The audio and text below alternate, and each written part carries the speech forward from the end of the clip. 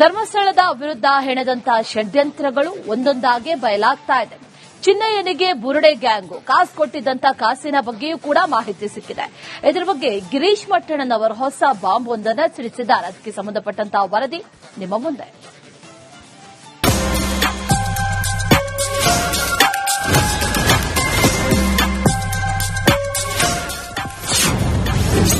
ಬುರುಡೆ ಗ್ಯಾಂಗ್ನಲ್ಲಿ ಪರಸ್ಪರ ಕಿತ್ತಾಟ. ಚಿನ್ನಯ್ಯ ವಿರುದ್ಧ ಮಟ್ಟಣ್ಣನವರ್ ಬಾಂಬ್. ಧರ್ಮಸ್ಥಳದಲ್ಲಿ ಶವ ಹೂತಿದ್ದೇನೆ, ಭದ್ರತೆ ಕೊಟ್ಟರೆ ಕೊಲೆಯಾದವರು, ಅತ್ಯಾಚಾರಕ್ಕೀಡಾದವರು, ನದಿಯಲ್ಲಿ ತೇಲಿ ಬಂದ ಶವಗಳನ್ನ ಎಲ್ಲಿ ಹೂತಿದ್ದೇವೆ ಅನ್ನೋದನ್ನ ನಾವು ಹೇಳ್ತೀವಿ ಅಂತ ಚಿನ್ನಯ್ಯ ಬಂದಿದ್ದ. ಆದ್ರೆ ಎಲ್ಲೇ ಅಗಿದರೂ ಎಲ್ಲೇ ಬಗೆದರೂ ಕೂಡ ಶವ ಸಿಗಲಿಲ್ಲ. ಆಗ ಚಿನ್ನಯ್ಯನ ವಿರುದ್ಧ ತಿಮರೋಡಿ ಆ್ಯಂಡ್ ಗ್ಯಾಂಗ್ ಸಿಡಿದೆದ್ದಿದೆ. ಇದೀಗ ಸೌಜನ್ಯ ಪರ ಹೋರಾಟಗಾರ ಅಂತ ಹೇಳಿಕೊಳ್ಳುವ ಗಿರೀಶ್ ಮಟ್ಟಣ್ಣನವರು ಕೂಡ ಚಿನ್ನಯ್ಯನ ಒಂದು ವಿಡಿಯೋ ರಿಲೀಸ್ ಮಾಡಿದ್ದಾರೆ.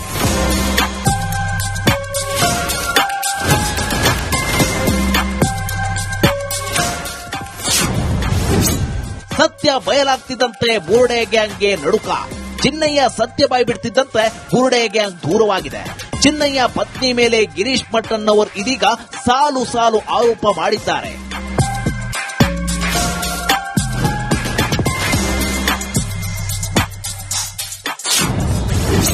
ಚಿನ್ನಯ್ಯನೇ ಹಣದ ನೆರವಿಗಾಗಿ ಕರೆ ಮಾಡಿದ್ದ.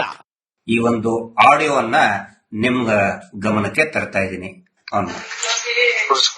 ಹಲೋ, ನಮಸ್ಕಾರ ಸರ್. ನಾನು ತಮ್ಮಣ್ಣ ಮಾತಾಡೋದು ಸರ್. ನಾವು ಊಟಿಗೆ ವಿಶೇಷದಲ್ಲಿ ನಮ್ಮ ಅತ್ತೆಗೆ ತುಂಬಾ ಸೀರಿಯಸ್ ಆಗ್ಬಿಟ್ಟಿತ್ತು. ಬಾಯಲ್ಲಿ ರಕ್ತ ಬಂದು ತುಂಬಾ ರಾತ್ರಿ ಎಲ್ಲ ಆಂಬುಲೆನ್ಸ್ ಎಲ್ಲ ಅಲ್ಲಿ ಇಲ್ಲಿ ಅಳದಾಡಿದ್ವಿ. ಏನು ಮಾಡಕ್ಕಾಗಲ್ಲ. ಕೊಯಮತ್ತೂರು ಹೋಗ್ಬೇಕು ಹೇಳಿದ್ರು, ಕೊಯಮತ್ತೂರು ತಗೊಂಡೋಗಿ ತುಂಬಾ ಸೀರಿಯಸ್ ಆಗ್ಬಿಟ್ಟಿದೆ. ಸ್ವಂತ ಜನಗಳಿಗೆಲ್ಲ ಹೇಳಕ್ ಹೇಳ್ಬಿಟ್ಟಿದ್ದಾರೆ.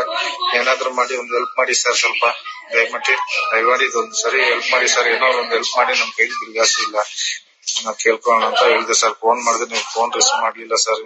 ವಾಯ್ಸ್ ರೆಕಾರ್ಡ್ ನೋಡಿ ಏನಾದ್ರು ಒಂದು ಹೆಲ್ಪ್ ಮಾಡಿ ಸರ್, ದಯಮಾಡಿ ಸರ್. ನಾನು ಚಿನ್ನಯ್ಯಗೆ ತಮ್ಮಣ್ಣ ಅಂತ ಕರೀತಿದ್ದೆ.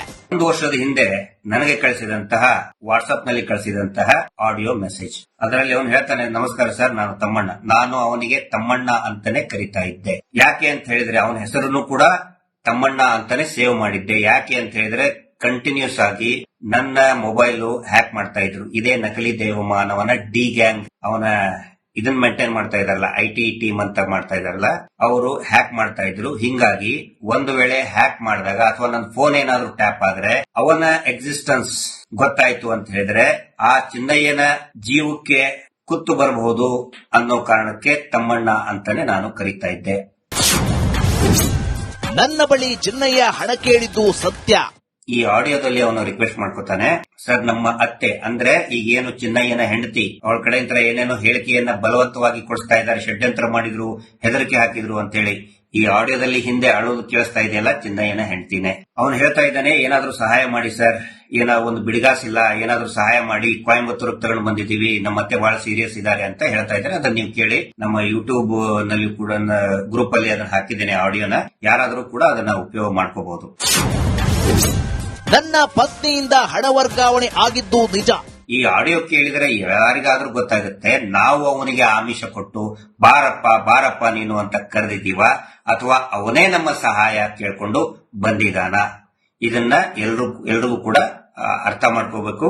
ತನಿಖೆ ವೇಳೆ, ವಿಚಾರಣೆ ವೇಳೆ ನನ್ನ ಶ್ರೀಮತಿಯವರಿಂದ ಹಣ ವರ್ಗಾವಣೆ ಆಗಿದ್ದು 2 ವರ್ಷದಲ್ಲಿ 4,100 ರೂಪಾಯಿ ಮಾತ್ರ. ಇದನ್ನೆಲ್ಲ ನೋಡ್ತಿದ್ರೆ ಎಲ್ಲರೂ ಸೇರಿ ಮೊದಲೇ ಪ್ಲಾನ್ ಮಾಡಿದ್ರು.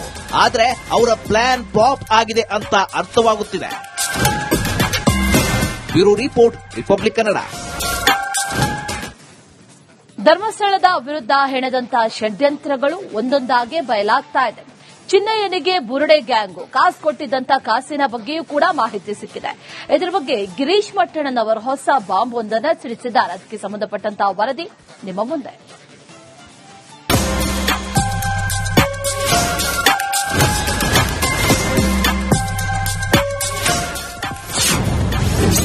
ಬುರುಡೆ ಗ್ಯಾಂಗ್ನಲ್ಲಿ ಪರಸ್ಪರ ಕಿತ್ತಾಟ. ಚಿನ್ನಯ್ಯ ವಿರುದ್ಧ ಮಟ್ಟಣ್ಣನವರ್ ಬಾಂಬ್.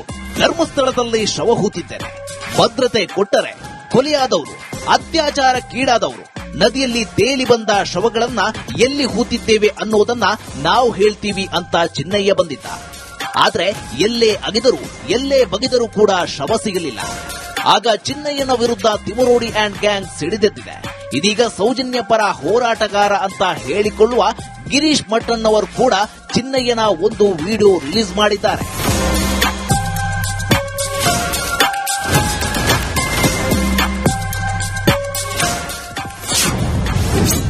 ಸತ್ಯ ಬಯಲಾಗ್ತಿದ್ದಂತೆ ಬುರುಡೆ ಗ್ಯಾಂಗ್ಗೆ ನಡುಕ. ಚಿನ್ನಯ್ಯ ಸತ್ಯ ಬಾಯ್ಬಿಡ್ತಿದ್ದಂತೆ ಬುರುಡೆ ಗ್ಯಾಂಗ್ ದೂರವಾಗಿದೆ. ಚಿನ್ನಯ್ಯ ಪತ್ನಿ ಮೇಲೆ ಗಿರೀಶ್ ಮಟ್ಟನ್ ಅವರು ಇದೀಗ ಸಾಲು ಸಾಲು ಆರೋಪ ಮಾಡಿದ್ದಾರೆ.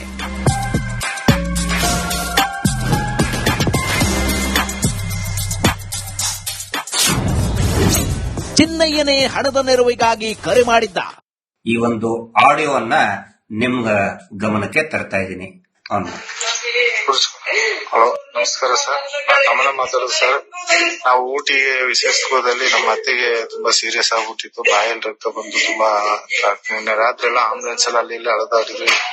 ಏನು ಮಾಡಕ್ಕಾಗಲ್ಲ. ಕೊಯಂಬತ್ತೂರ್ ಹೋಗ್ಬೇಕು ಹೇಳಿದ್ರು. ಕೊಯಂಬತ್ತೂರ್ ತಗೊಂಡೋಗಿ ತುಂಬಾ ಸೀರಿಯಸ್ ಆಗ್ಬಿಟ್ಟಿದೆ. ಸ್ವಂತ ಜನಗಳಿಗೆಲ್ಲ ಹೇಳಕ್ ಹೇಳ್ಬಿಟ್ಟಿದ್ದಾರೆ.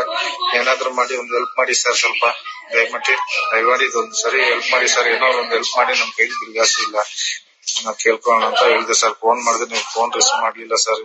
ವಾಯ್ಸ್ ರೆಕಾರ್ಡ್ ನೋಡಿ ಏನಾದ್ರು ಒಂದು ಹೆಲ್ಪ್ ಮಾಡಿ ಸರ್. ದಯಮಾಡಿ ಸರ್. ನಾನು ಚಿನ್ನಯ್ಯಗೆ ತಮ್ಮಣ್ಣ ಅಂತ ಕರೀತಿದ್ದೆ.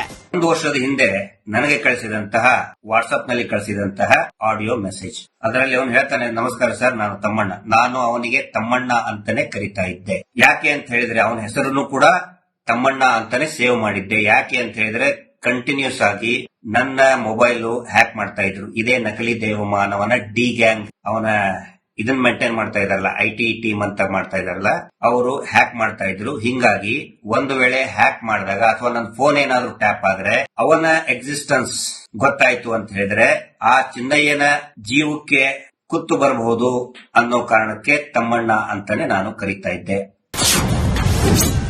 ನನ್ನ ಬಳಿ ಚಿನ್ನಯ್ಯ ಹಣ ಕೇಳಿದ್ದು ಸತ್ಯ. ಈ ಆಡಿಯೋದಲ್ಲಿ ಅವನು ರಿಕ್ವೆಸ್ಟ್ ಮಾಡ್ಕೊತಾನೆ, ಸರ್ ನಮ್ಮ ಅತ್ತೆ ಅಂದ್ರೆ ಈಗೇನು ಚಿನ್ನಯ್ಯನ ಹೆಂಡತಿ, ಅವಳ ಕಡೆಯಿಂದ ಏನೇನೋ ಹೇಳಿಕೆಯನ್ನ ಬಲವಂತವಾಗಿ ಕೊಡಿಸ್ತಾ ಇದ್ದಾರೆ, ಷಡ್ಯಂತ್ರ ಮಾಡಿದ್ರು, ಹೆದರಿಕೆ ಹಾಕಿದ್ರು ಅಂತ ಹೇಳಿ. ಈ ಆಡಿಯೋದಲ್ಲಿ ಹಿಂದೆ ಅಳೋದು ಕೇಳಿಸ್ತಾ ಇದೆಯಲ್ಲ, ಚಿನ್ನಯ್ಯನ ಹೆಂಡತಿನೇ. ಅವನು ಹೇಳ್ತಾ ಇದ್ದಾನೆ, ಏನಾದ್ರೂ ಸಹಾಯ ಮಾಡಿ ಸರ್, ಒಂದು ಬಿಡಿಗಾಸಿಲ್ಲ, ಏನಾದ್ರೂ ಸಹಾಯ ಮಾಡಿ, ಕೊಯಂಬತ್ತೂರಿಗೆ ತಗೊಂಡು ಬಂದಿದ್ದೀವಿ, ನಮ್ಮ ಅತ್ತೆ ಬಹಳ ಸೀರಿಯಸ್ ಇದ್ದಾರೆ ಅಂತ ಹೇಳ್ತಾ ಇದ್ದಾರೆ. ಅದನ್ನ ನೀವು ಕೇಳಿ. ನಮ್ಮ ಯೂಟ್ಯೂಬ್ ನಲ್ಲಿ ಕೂಡ ಗ್ರೂಪ್ ಅಲ್ಲಿ ಅದನ್ನ ಹಾಕಿದ್ದೇನೆ ಆಡಿಯೋನ. ಯಾರಾದ್ರೂ ಕೂಡ ಅದನ್ನ ಉಪಯೋಗ ಮಾಡ್ಕೋಬಹುದು. ನನ್ನ ಪತ್ನಿಯಿಂದ ಹಣ ವರ್ಗಾವಣೆ ಆಗಿದ್ದು ನಿಜ. ಈ ಆಡಿಯೋ ಕೇಳಿದ್ರೆ ಯಾರಿಗಾದ್ರೂ ಗೊತ್ತಾಗುತ್ತೆ ನಾವು ಅವನಿಗೆ ಆಮಿಷ ಕೊಟ್ಟು ಬಾರಪ್ಪ ನೀನು ಅಂತ ಕರೆದಿದ್ದೀವ, ಅಥವಾ ಅವನೇ ನಮ್ಮ ಸಹಾಯ ಕೇಳ್ಕೊಂಡು ಬಂದಿದ್ದಾನ. ಇದನ್ನ ಎಲ್ರಿಗೂ ಕೂಡ ಅರ್ಥ ಮಾಡ್ಕೋಬೇಕು. ತನಿಖೆ ವೇಳೆ, ವಿಚಾರಣೆ ವೇಳೆ ನನ್ನ ಶ್ರೀಮತಿಯವರಿಂದ ಹಣ ವರ್ಗಾವಣೆ ಆಗಿದ್ದು 2 ವರ್ಷದಲ್ಲಿ 4,100 ರೂಪಾಯಿ ಮಾತ್ರ. ಇದನ್ನೆಲ್ಲ ನೋಡ್ತಿದ್ರೆ ಎಲ್ಲರೂ ಸೇರಿ ಮೊದಲೇ ಪ್ಲಾನ್ ಮಾಡಿದ್ರು. ಆದ್ರೆ ಅವರ ಪ್ಲಾನ್ ಫ್ಲಾಪ್ ಆಗಿದೆ ಅಂತ ಅರ್ಥವಾಗುತ್ತಿದೆ.